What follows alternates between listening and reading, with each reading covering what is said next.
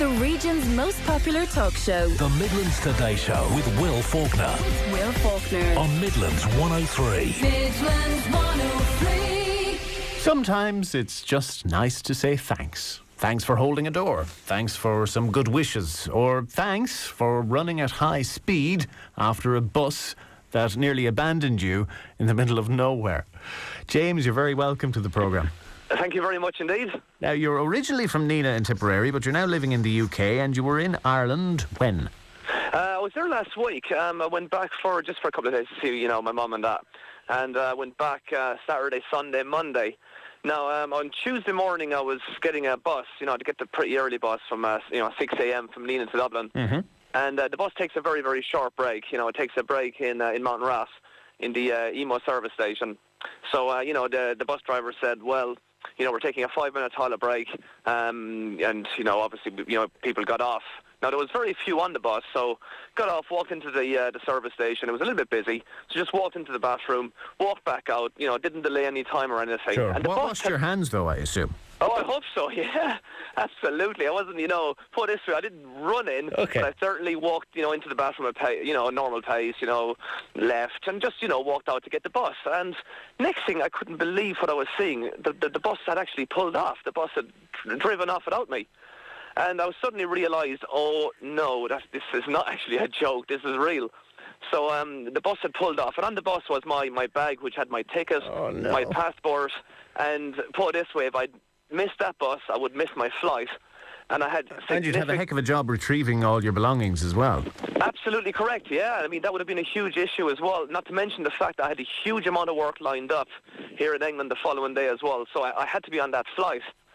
So time was of the essence. You had a very narrow opportunity to make the whole situation come good. Well, I had pretty much no opportunity. I suddenly realised this is it. If I, I'm in big trouble here. So I just didn't know what to do next. And, it's funny how you remember little things that has happened to other people. I don't know if you remember this or not, but a few years ago, DJ Carey had his car stolen. That's right, yes. Yeah, and he just literally spotted this person in the forecourt, ran over them and said, can you chase that car?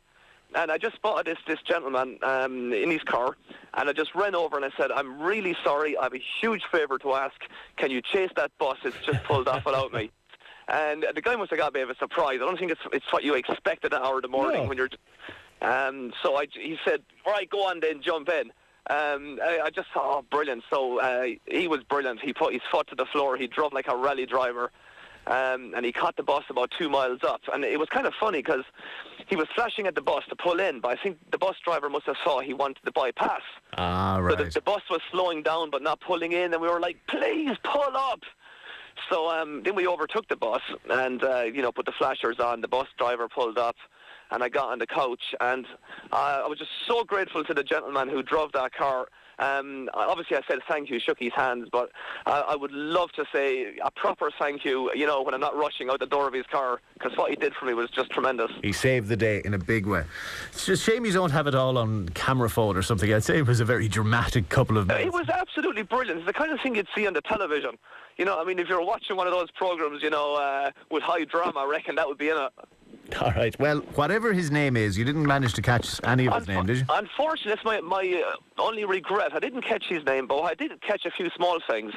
He told me he was an aircraft mechanic, and obviously his knowledge of the road suggests that he's local man, because he just said, there's a layway up here, we can overtake at this point, so that suggests that he's from the area. And I'm just hoping that, because it's a week gone by now, that maybe he's told a number of people. I'm sure he has. I'm sure he's told, several people about what happened. Maybe he's even listening himself. And if he is, I'm just wondering what's the possibility of him or someone who knows him, contacting the station and maybe passing his details on to me so I can, thank him properly. Give a proper thank you. Well, whoever you are, take a bow. You saved the day and saved James some heart failure as well. And also, I work as a school teacher here in the UK, and we're on exam leave right now, but we have a huge amount of extra work lined up, in this week for students doing pretty much important A-level exams. So he didn't just save my time, he saved them as well, because I wouldn't have got a flight until the following day if I was lucky. Probably have paid a fortune for it. So, it wasn't just me he helped out a huge amount of people. Well, James, it's nice to be nice, and it's nice to say thanks, and I think you've done it very well. Absolutely, and it's funny, you know, sometimes you need things like that to put your faith back in the human race, and that certainly did so. I mean, it's nice when, you know, when you meet people like that. They really, they give you a boost. Indeed, and race in every sense of the word on that morning. James Slattery, thanks very much for taking our call this morning. Wonderful, excellent. Thanks indeed.